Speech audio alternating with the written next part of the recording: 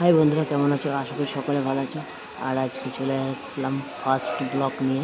তো আজকে দেখাবো গণেশের প্রিয় মোদক কীভাবে তৈরি হয়, সেটা অবশ্যই দেখতে থাকো। এর মধ্যে যদি কিছু জানার থাকে তোমাদের অবশ্যই কমেন্ট করে বলবে, অবশ্যই বলবো। এরকম ভিডিও যদি আরও দেখতে চাও অবশ্যই কমেন্ট করবে, অবশ্যই আরও ভালো ভালো ভিডিও আসবে।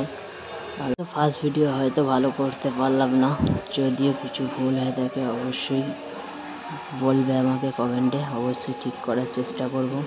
আজকে গণেশ পুজো আর মোদক হবে না? গণেশ পুজো মানেই তো মোদক। আর এই ভিডিওটা শেষ অবধি দেখো, অবশ্যই দেখতে হবে। অনেক রকমের মোদক, চকলেট মোদক, ম্যাঙ্গো মোদক, নানা রকমের মোদক অবশ্যই দেখো।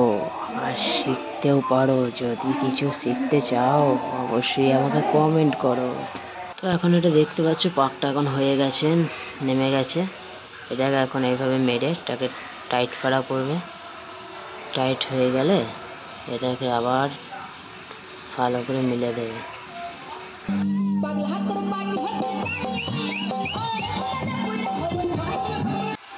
দেখতে পাচ্ছ এখানে পাকটাকে মিলে দেওয়া হচ্ছে। এবার এটাকে ভালো শক্ত হয়ে গেলে এটাকে এই যে দেখছো তুলে দিচ্ছে পাকটা, এটা আবার চলে যাবে উপরে।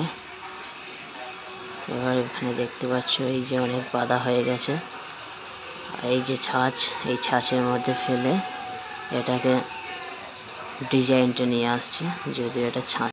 এই যে বাঁধা হয়ে গেল এবার মোদক।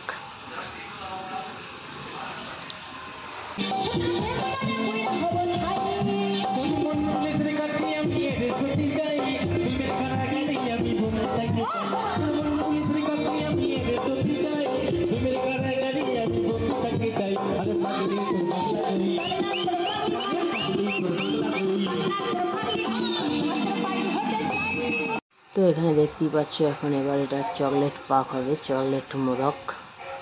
তাই আমি চকলেট বার দিয়ে দিলাম, তারপরে পাক নেমে গেছে। এখন এটাকে ঠান্ডা করবে টাইট করে আবার। এই যে দেখতে পাচ্ছ অনেক চকলেট মোদক বাঁধা হয়ে গেছে, কারণ সব সাজিয়ে নেবে।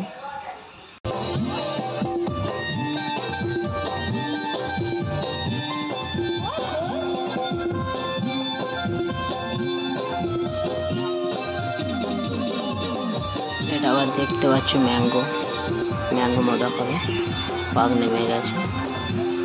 এবার এটা ঠান্ডা হয়ে আবার বাঁধা হবে।